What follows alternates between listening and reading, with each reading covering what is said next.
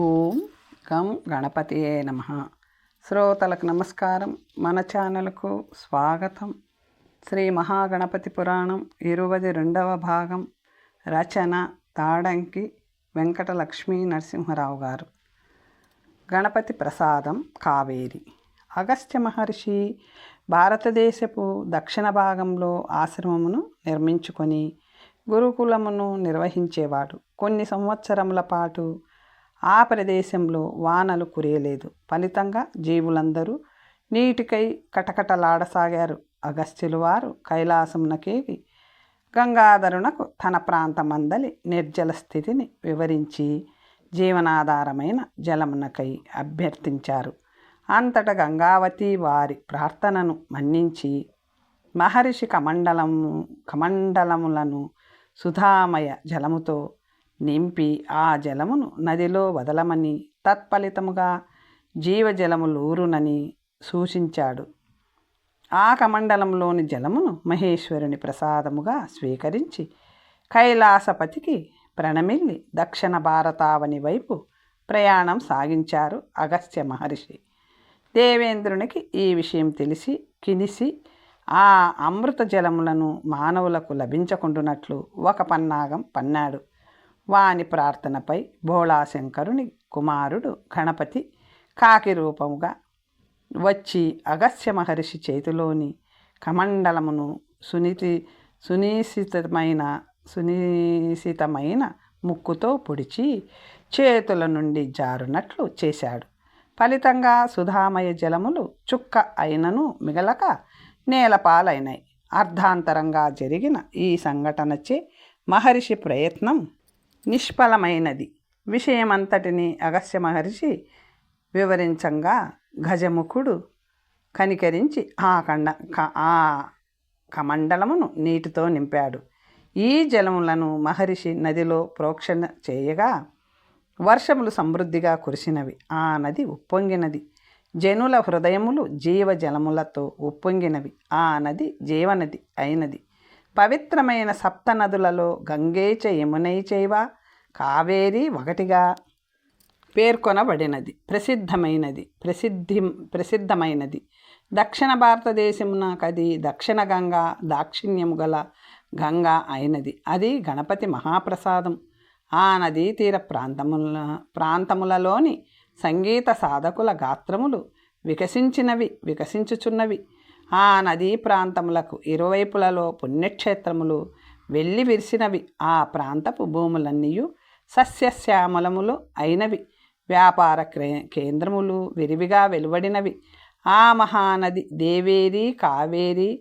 అక్కడి వారు గణపతిని అనుదినము స్మరించుట కద్దు. గణపతికి కావేరీదేవికి ఇదొక విడదీయరాని అనుబంధం.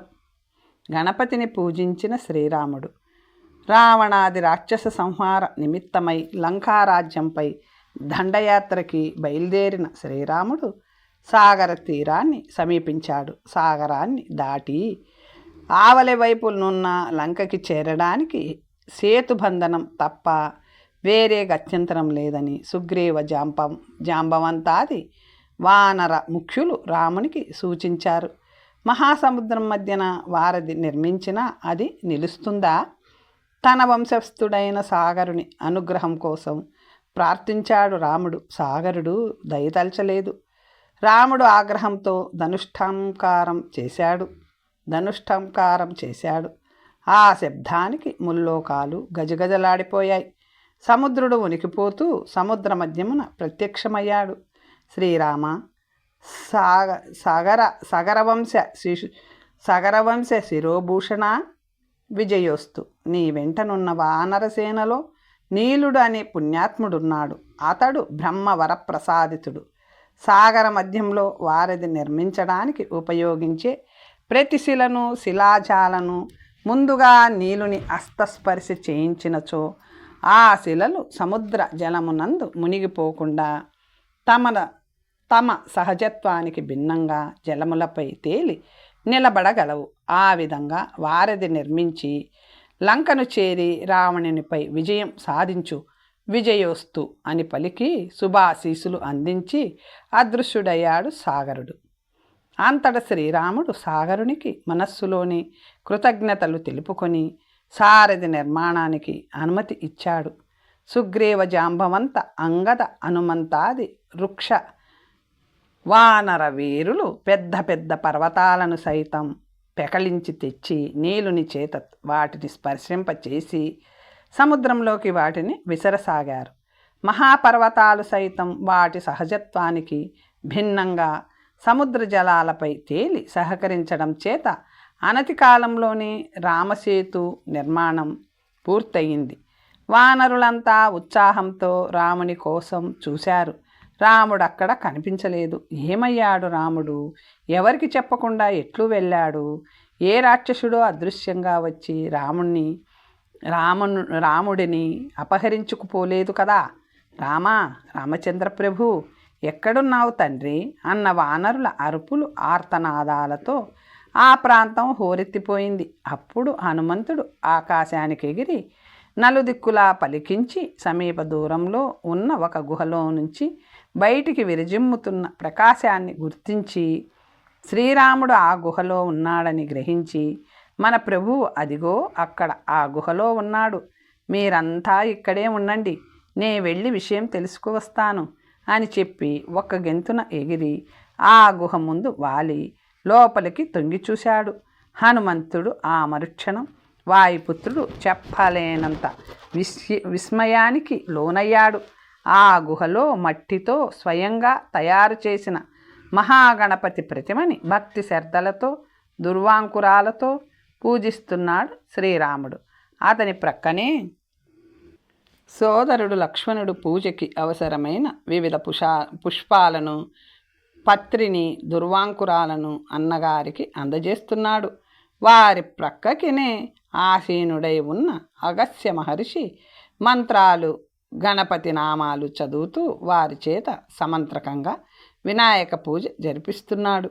సాక్షాత్ దేవాది దేవుడైన శ్రీరాముడు కూడా విఘ్నేశ్వరుడిని పూజించాలా అన్న సందేహం మారుతికి కలిగింది. సరిగ్గా అదే సమయంలో రాముడి భక్తికి సంతసించి విఘ్నేశ్వరుడు ఆ పీఠం పైననే సాక్షాత్కరించాడు.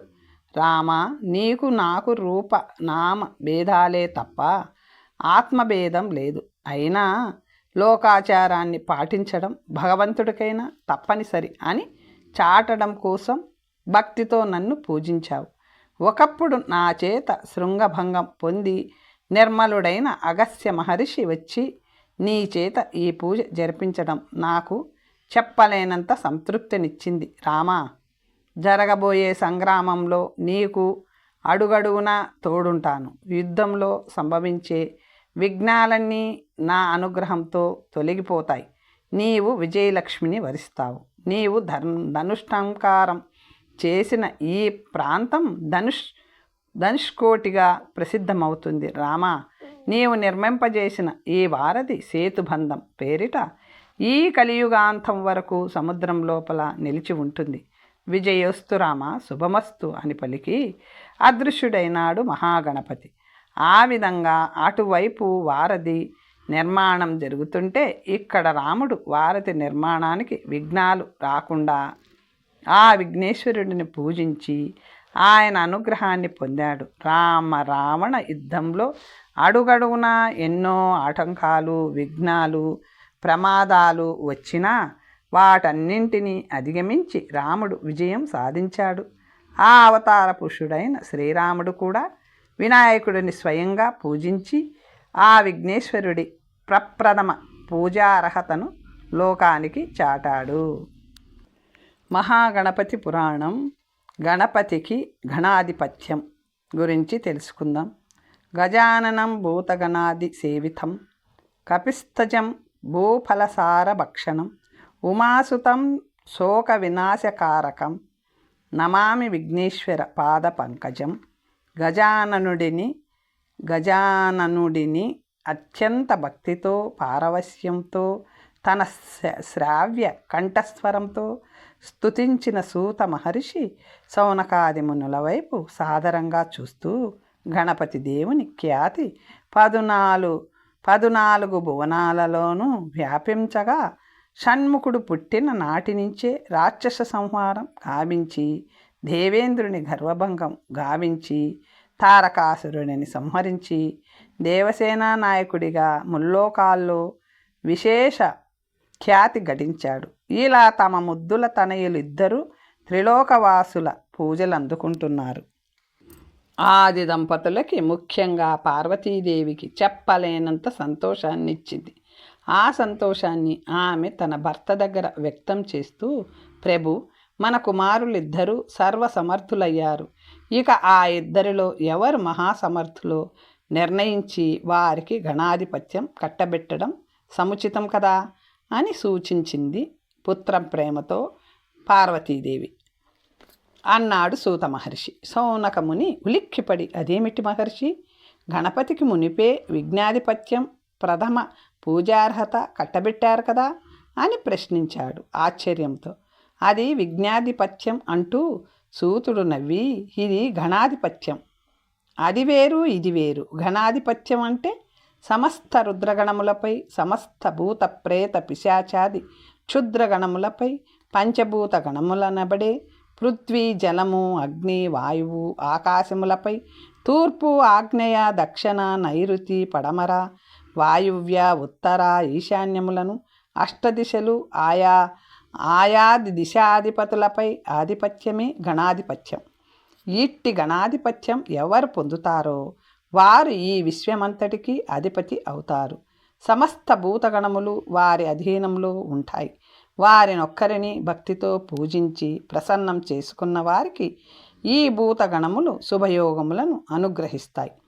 అట్లే ఈ భూతగణములేవి తమ చిత్తము వచ్చినట్లు ప్రవర్తిల్లి లోకమునకు సంక్షోభం కల్పించకుండా ఈ గణాధిపతి వాటిని తన అదుపు ఆజ్ఞల్లో ఉంచుతాడు. అంతటి మహోన్నతమైన పదవి ఈ గణాధిపత్యం. విఘ్నాధిపత్యానికి గణాధిపత్యానికి ఏమీ సంబంధం లేదు అని వివరించాడు. కానీ ఈ వైరుధ్యం ఎరుగక అనేక మంది విఘ్నాధిపత్యం గణాధిపత్యం రెండూ ఒకటేనని అనుకుంటుంటారు. ఈనాడు లభిస్తున్న వినాయక వ్రతకల్పంలో వివరించిన వ్రతకథలో స్పష్టత లోపించడమే ఈ అభిప్రాయానికి కారణం అన్నాడు సౌనక ముని. అవును, ఇదొక్కటే కాదు.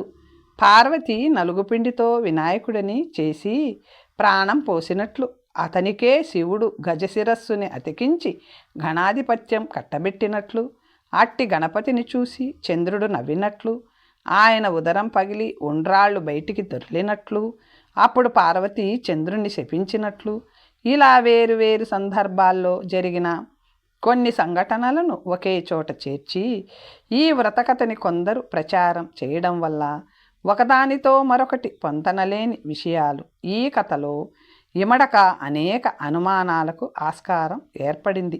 అసలు యథార్థం ఏమిటంటే మహాగణపతికి విఘ్నాధిపత్యం మాత్రమే. అది అతనికి శక్తి సామర్థ్యాలను శివుడితో యుద్ధం జరిగిన సందర్భంలో బ్రహ్మ విష్ణువాది దేవతలందరూ వారి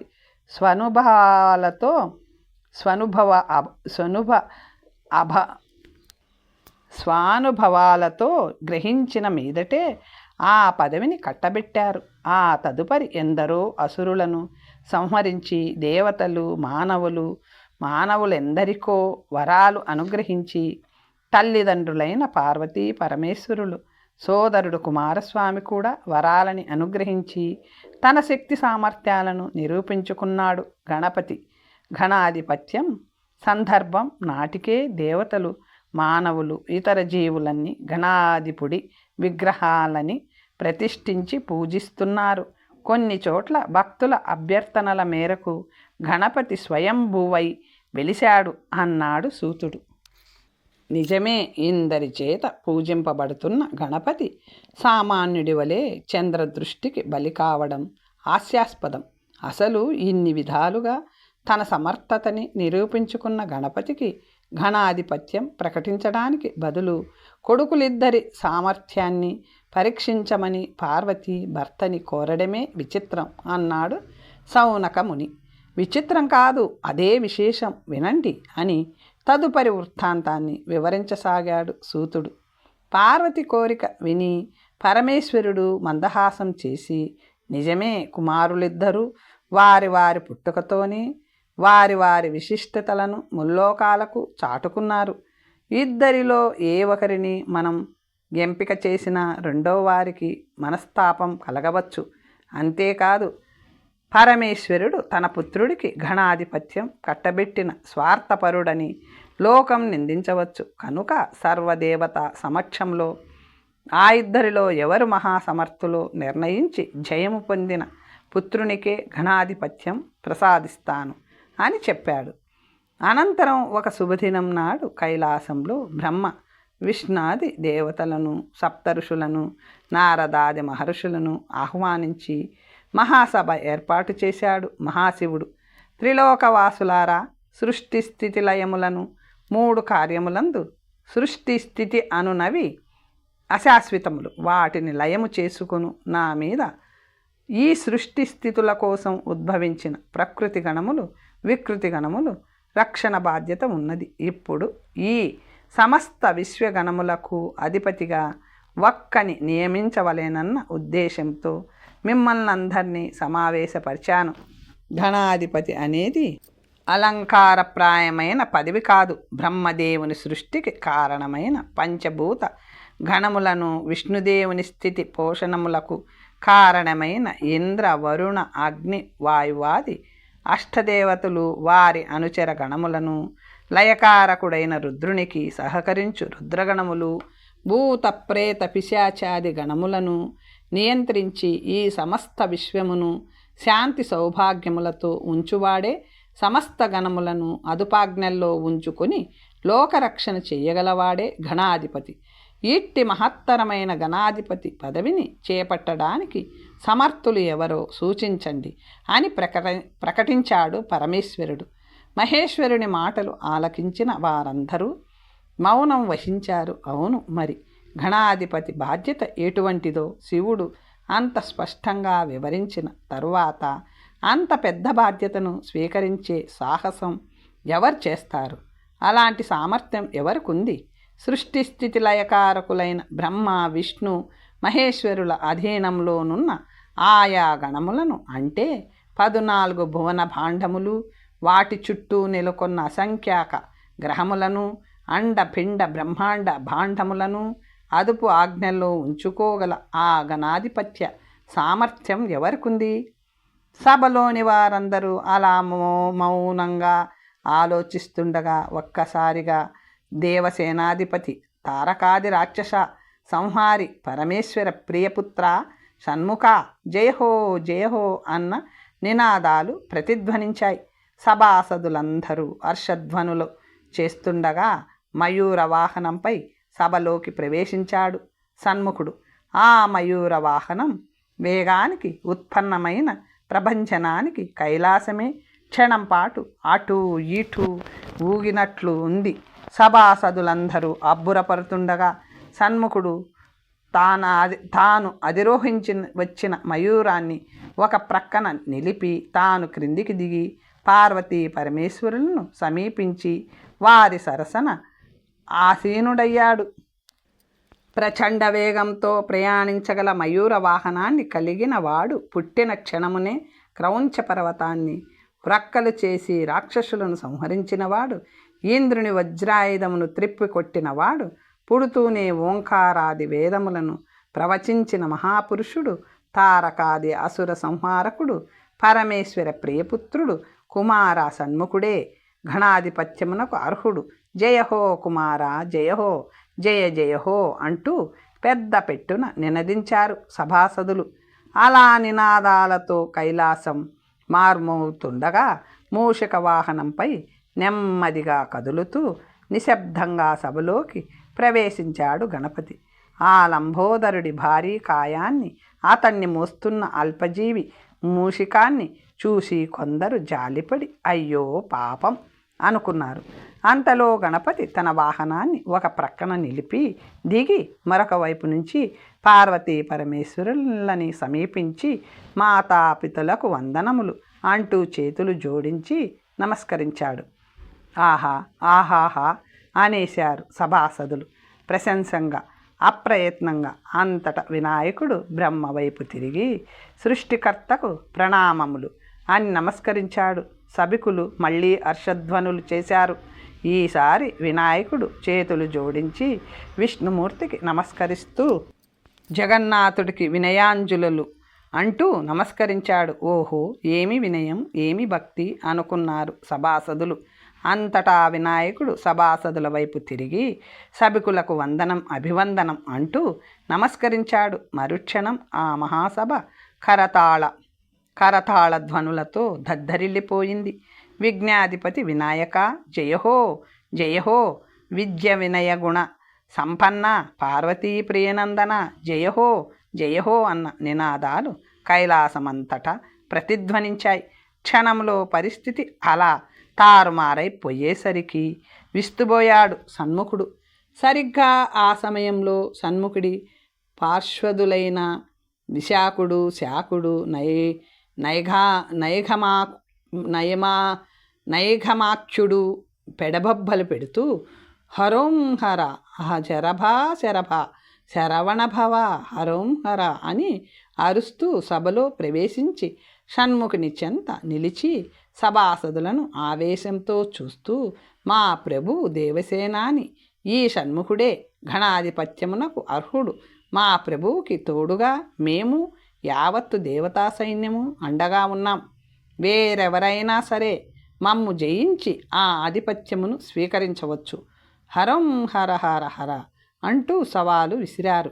ఒకప్పుడు దేవేంద్రుడు బాలకుడైన స్కందుని మీద వజ్రాయుధాన్ని ప్రయోగించినప్పుడు ఆ ఆయుధ ప్రవాహానికి స్కందుని ఎదపై చిందిన రక్తము నుండి పుట్టిన విశాఖుడు, పార్శ్వములు నుండి పుట్టిన శాఖుడు, నైఘమాక్షుడు ఆ ముగ్గురే అమరావతి మీద దాడి చేసి దేవేంద్రుని పట్టి తెచ్చి షణ్ముఖుని పాదాలపై పడవేసి అతనిచే శరణు కుమారా శరణు శరణు అనిపించారు. షణ్ముఖునితో సరిసమాన రూప బలదర్ప సంపన్నులైన ఈ ముగ్గురు షణ్ముఖునికి అండగా నిలిచి కయ్యానికి కాలు దువ్వితే యుద్ధమున వారిని ఎదిరించి జయించగలవారెవరు కనుక ఘనాధిపత్యము షణ్ముఖునికి ఇవ్వక తప్పదా? సభాసదులు 50 మంది ఒకరి ముఖాలొకరు చూసుకున్నారు.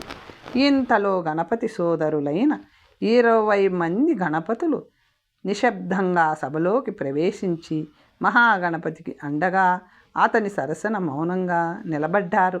అమ్మో, వీళ్ళ ఆనాడు రుద్రగణాలను, నంది భృంగీలను, దేవేంద్రాది దేవతా సమూహాలను చితగ్గొట్టి చిందరవందర చేసిన ఘనులు ఈ గణపతులే కదా.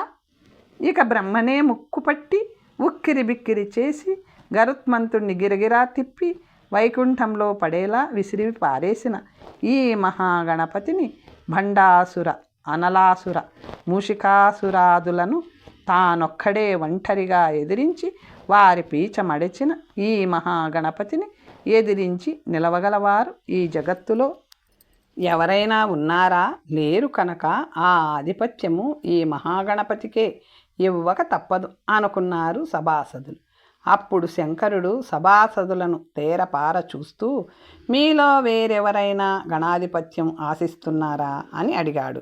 ఎవ్వరూ మారు పలకలేదు. అంతట చతుర్ముఖుడు కల్పించుకొని, శంకరా, లయకారకుడివి నువ్వు, సృష్టి స్థితులకి కారణములైన గణములన్నింటికీ నాశము తప్పదు కనుక మృత్యుంజయుడివి అయిన నీవు ముందు అవి తలవంచక తప్పదు. త్రిమూర్తులలో లయకారకుడవైన నీవే అధికుడవు. అట్టి నీ పుత్రులైన ఈ గణపతి షణ్ముఖులను తమ సమర్థతలను ఏనాడో నిరూపించుకున్నారు కనుక నీ పుత్రులలో మహాసమర్థుడైన వానికి ఈ ఘనాధిపత్యము ఇచ్చుట సముచితం. ఇద్దరిలో అర్హుడెవరో నీవే నిర్ణయించు అని చెప్పాడు. అవును, అదే సముచితం అన్నారు 50 మంది. అంతటా శంకరుడు తన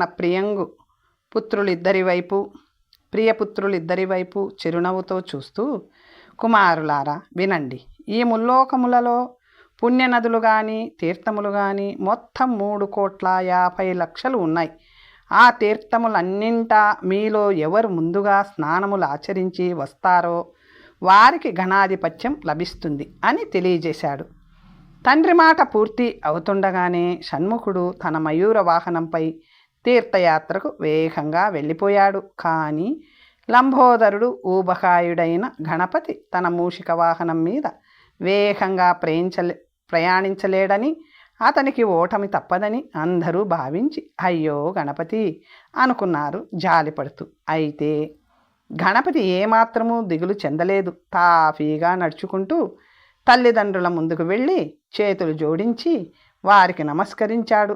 మాతృదేవో భవ పితృదేవో భవ అంటూ వంగి వారి పాదాలకు నమస్కరించి, జనని జనకులారా, ఈ లోకంలో ఎవరైనా భక్తితో వారి తల్లిదండ్రుల చుట్టూ ముమ్మారు ప్రదక్షిణలు చేస్తే వారు ముల్లోకాలలోని 3,50,00,000 పుణ్యతీర్థాల్లో స్నానం చేసిన పుణ్యం పొందుతారని వేదశాస్త్రాలు ఘోషిస్తున్నాయి. అట్టి వేదాలే ప్రమాణంగా వేదమూర్తులు నా జననీ జనకులైన మీ చుట్టూ ప్రదక్షిణాలు చేస్తూ ఉన్నాను. మీ కృపా కటాక్షాలతో నన్ను అనుగ్రహించండి అని చెప్పి వారి చుట్టూ ప్రదక్షిణలు ఆరంభించాడు గణపతి. గణపతి మొదటి ప్రదక్షిణం చేశాడు. తత్ఫలితంగా భూలోకంలో కుమారస్వామి స్నానమాడబోయిన గంగానది పుణ్యతీర్థాలన్నింటి వద్ద వాటిలో స్నానమాచరించి ఎదురొస్తున్న గణపతి కనిపించాడు. గణపతి రెండవ ప్రదక్షిణం చేశాడు. తత్ఫలితంగా భువర్లోకంలోని పుణ్యతీర్థాలన్నింటి వద్ద స్నానమాడి ఎదురొస్తున్న గణపతి షణ్ముఖునికి కనిపించాడు. గణపతి మూడవ ప్రదక్షిణం చేశాడు. సువర్లోకములోని పుణ్యతీర్థాలన్నింటిలో స్నానమాచరించి గణపతి ఎదురొస్తున్నట్టు స్కందునికి కనిపించాడు. గణపతి ప్రదక్షిణలను పూర్తి చేసి మరొక మారు భక్తితో తల్లిదండ్రులకు నమస్కరించి తన స్థానంలో ఆసీనుడయ్యాడు. ఆ మరుక్షణం కుమారస్వామి అమిత వేగంతో కైలాసంలో ప్రవేశించి అక్కడ సభాస్థలిలో ఆసీనుడైన గణపతిని గాంచి విస్తుబోయాడు. అనంతరం జరిగిన విషయం తెలుసుకొని వినమ్రతతో చేతులు జోడించి, తండ్రి, దేవసేనాధిపతి నన్న అహం నా కళ్లకు కప్పివేసింది. మీరు పెట్టిన ఈ పరీక్ష భుజబలానికి కాదు, బుద్ధిబలానికి అన్న సత్యాన్ని గ్రహించక వేగిరపాటుగా ప్రవర్తించాను తండ్రి. నా తప్పును సైరించండి. నాకు ఆనాడు తన మయూర వాహనాన్ని ప్రసాదించింది అన్నగారు. తారకాసుర సంహారానికి తగిన శక్తిని నాకు ప్రసాదించింది అన్నగారు. ఆయన సర్వసమర్థుడు. బుద్ధి బలంలో, భుజబలంలో అన్నగారికి ఎవ్వరూ సాటిరారు. నేను నిర్మలాంతఃకరణతో మిమ్ము వేడుకుంటున్నాను. త్రిభువనాలకు ఆధారభూతుడైన మా అన్న మహాగణపతికి సర్వగణాధిపత్యం ఇచ్చి గౌరవించండి అని ప్రార్థించాడు స్కందుడు. అంతే, ఒక్కసారిగా సభామందిరం కరతాళ ధ్వనులతో దద్దరిల్లిపోయింది. గణపతి కళ్యాణం.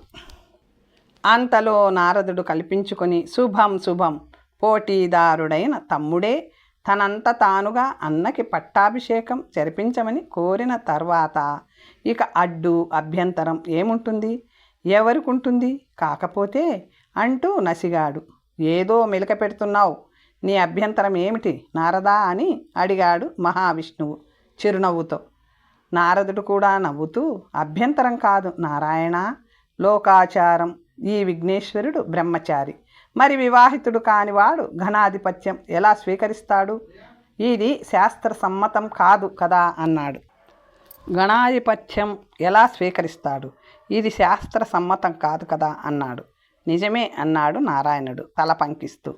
చతుర్ముఖ బ్రహ్మ చప్పున లేచి, పూర్వము క్షీరసాగర మదనం జరిగినప్పుడు అందులో నుంచి జన్మించిన సిద్ధిలక్ష్మి, బుద్ధిలక్ష్మి అనే ఇద్దరు కన్యలను ఆనాడే ఈ మహాగణపతికి మనం సమర్పించాం. ఆ కన్యలిప్పుడు నా పుత్రుడు ఉపబ్రహ్మలలో ఒకడైన విశ్వదర్శి వద్ద అతని పుత్రికలతో పాటు పెరిగి యుక్త వయస్కులయ్యారు. ఆ విశ్వదర్శి కూడా ఈ సభలో ఉన్నాడు. కనుక ఆ సిద్ధి బుద్ధులను రప్పించి ఇక్కడే గణపతికి వివాహ మహోత్సవాన్ని జరిపిస్తాం. ఆ తదుపరి గణాధిపత్య మహోత్సవాన్ని జరిపించమని కోరుతున్నాను అన్నాడు. సరే నన్నాడు శంకరుడు. అంతటా సభాసదుల్లో ఉన్న ఉపబ్రహ్మ విశ్వదర్శి లేచి సభకి నమస్కరించి, సిద్ధి బుద్ధి నా నట్టింట అడుగుపెట్టిన వేళ విశేషం చేత సంతానమే లేని నాకు 20 మంది పుత్రికారత్నాలు జన్మించారు. వారు గణపతి సోదరులైన ఉపగణపతులకు ఈడు జోడు తగినవారు. వారి వివాహాలు కూడా గణపతి వివాహంతో కలిపి జరిపించమని అభ్యర్థిస్తున్నాను అని ప్రార్థించినాడు. శుభం శుభం అంటూ విష్ణువు మందహాసం చేసి పార్వతీ వైపు వాత్సల్యంగా చూస్తూ, అదృష్టవంతురాలివమ్మ అంబిక, ఇంతకు మునిపే 2 కోడళ్ళకి అత్తవైన నువ్వు ఇప్పుడు ఏకంగా 22 మంది కోడళ్ళకి అత్తగారి అవుతున్నావు. వారి సేవలు అందుకోబోతున్నావు. లోకాలకి ఆదర్శవంతమైన అత్తగారి అవుతున్నావు. శుభం అని అభినందించాడు. మరైతే ఇంకా ఆలస్యం ఎందుకు సోదరా విశ్వదర్శి, కన్యామణులను రప్పించు అన్నాడు నారదుడు. అంతటా ఆ సభా మందిరమే వివాహ మండపముగా అలంకరించబడింది. సిద్ధి బుద్ధులను వారి చెల్లెళ్లను వధువులుగా అలంకరించి తీసుకువచ్చారు దేవదుందుబులు. మ్రోగుతుండగా గంధర్వులు మంగళాతూర్య వాయిద్యములు ఊదుతుండగా సాక్షాత్ బ్రహ్మదేవుడే పురోహితుడై వివాహ మంత్రాలు చదువుతుండగా గణపతి దేవుడు వరుసగా సిద్ధి బుద్ధులకు మాంగళ్యాలు కట్టి 3 ముళ్ళు వేశాడు. అట్లే సిద్ధి బుద్ధి తమ పతిదేవుని పుష్పమాలలు వేసి గౌరవించారు. ఆకాశాన్నుండి పుష్పవర్షం కురుస్తుండగా పార్వతీ పరమేశ్వరులతో పాటు అక్కడున్న 50 మంది నూతన వధూవరులపై పుష్పాచితలు చల్లి ఆశీర్వదించారు. అదే సమయాన అదే శుభముహూర్తాన మహాగణపతి సోదరులైన 20 మంది ఉపగణపతులకి ఉపబ్రహ్మ విశ్వదర్శి కుమార్తెలు 20 మందిని ఇచ్చి వివాహం జరిపించారు. ఉపగణపతులైన లక్ష్మీ గణపతికి జయలక్ష్మిని, చింతామణి గణపతికి విజయలక్ష్మిని, ఏకదంత గణపతికి సిద్ధిని, వక్రతుండ గణపతికి నవరత్న లక్ష్మిని, లక్ష్మీప్రద గణపతికి వీరలక్ష్మిని, నింబ గణపతికి బుద్ధిని, లంబోదర గణపతికి సిద్ధ విద్యని, రుణ విమోచన గణపతికి సౌభాగ్యలక్ష్మిని, శుక్ల గణపతికి బుద్ధిలక్ష్మిని, ధూమ్ర గణపతికి లక్ష్యసిద్ధిని, కృష్ణ గణపతికి సువర్ణదేవిని, రక్తవర్ణ గణపతికి పద్మదేవిని, సువర్ణ గణపతికి రజతదేవిని, విఘ్న గణపతికి ప్రజ్ఞాదేవిని, నిర్విఘ్న గణపతికి అతిప్రజ్ఞాదేవిని, వికట గణపతికి జ్ఞానాదేవిని, బాలచంద్ర గణపతికి చంద్రముఖిని, సర్వాంబర గణపతికి సంహారదేవిని, గణాధిపతికి శాంతాదేవిని, భద్ర గణపతికి లోకమాతని ఇచ్చి వివాహం చేశారు. తర్వాత కథ వచ్చే భాగంలో తెలుసుకుందాం. నమస్తే.